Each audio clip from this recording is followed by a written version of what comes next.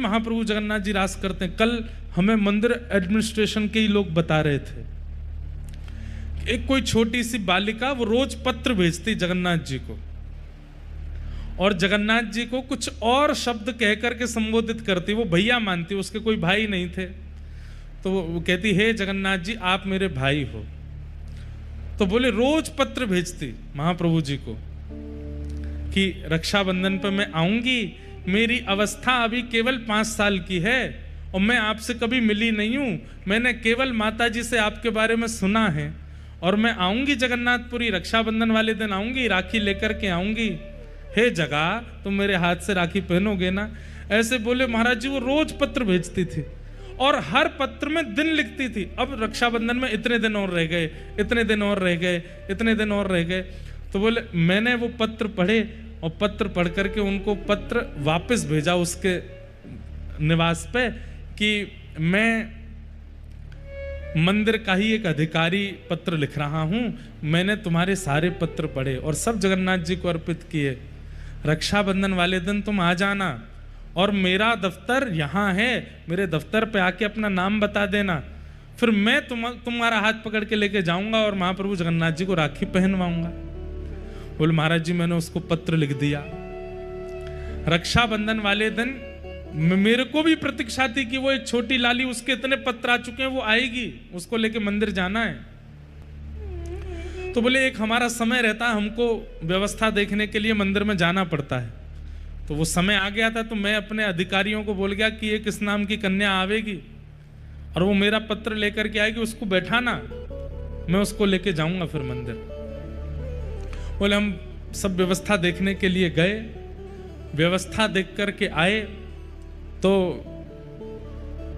मैंने पूछा अधिकारियों से कि कोई लाली आई थी क्या छोटी?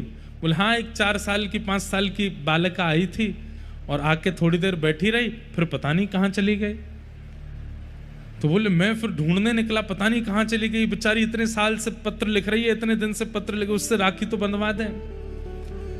तो मैं जैसे ही दफ्तर से बाहर निकला वो आ रही थी, तो मैंने उससे कहा तुम वही लाली हो जो पत्र लिखती थी? उसका नाम पूछा तो बोले हाँ मैं वही हूं। तुम क्यों नहीं रुकी, चलो मैं तुम्हें मंदिर ले चलूं, राखी पहनवा दूं।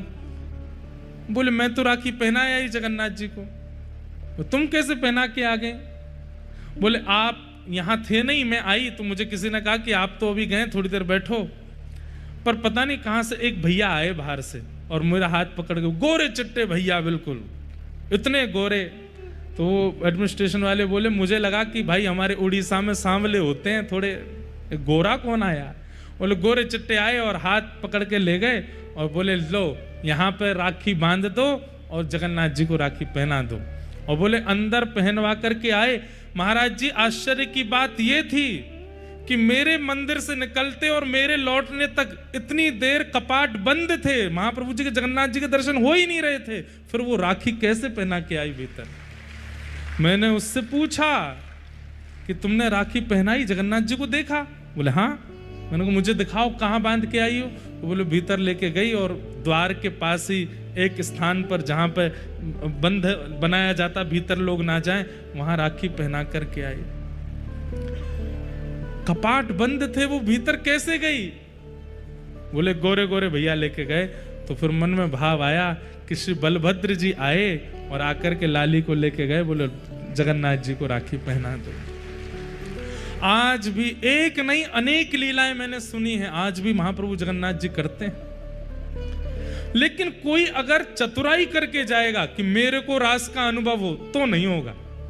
कोई सहज स्वभाव, कोई सहज प्रभाव, कोई सहज ही कोई लीला अंदर मंदिर में घट जाए और वो व्यक्ति कुछ अनुभव करने लगे। उसके मेरे साथ हुआ था कुछ दिन पहले, मैं बताया ना, एकादशी के दिन स्कंद पुराण में लिखा है पेट भर जाए उसके बाद भी महाप्रसाद थोड़ा ज्यादा पाना चाहिए, आकंठ पाना चाहिए।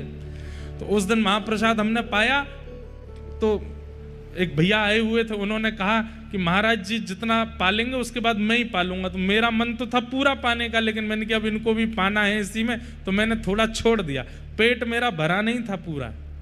उसके बाद हम महाप्रभु जी के दर्शन करने गए, जैसे सामने जाके बैठे मैंने प्रणाम करके ऊपर किया, पुजारी जी अपने आप ही भात लेके आए, सीधे मेरे मुंह में ही डाल दियो, ले पा।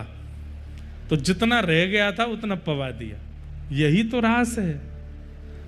जहां आप विचार नहीं कर सकते वो क्रिया महाप्रभु जी आपके साथ करें, इसी को रास कहते हैं। रास का मतलब नृत्य नहीं होता। रास का मतलब आपकी प्रिय भाव से प्रसन्न होकर महाप्रभु आप पर अनुग्रह कर दें, उसी को रास कहते हैं। और वो रास आज सब गोप। अच्छा, आप कहेंगे रास क्यों नहीं होता, हमारे साथ रास क्यों नहीं होता? ठाकुर जी को रास करने में डर लगता है। क्यों? कहीं मैंने रास किया और इसको अभिमान हो गया तो, कहीं मेरी कृपा मेरे अनुग्रह पर इसको अभिमान हो गया तो कि मैं इतना श्रेष्ठ हूं, देखो महाप्रभु जी मुझ पर कितनी कृपा कर रहे हैं, तो उस अभिमान से इसका भाव नष्ट होगा। इसलिए ठाकुर जी रास नहीं करते।